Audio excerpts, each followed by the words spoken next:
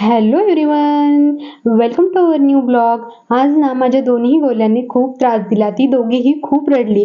का ते पुढे सांगतेच. आता आमची माहेरची सुट्टी संपून आम्ही लवकरच माझ्या हस्बंड सोबत जाणार आहोत. त्यामुळे ज्या काही या महत्त्वाच्या गोष्टी आहेत त्या आम्ही पूर्ण करून घेत आहोत.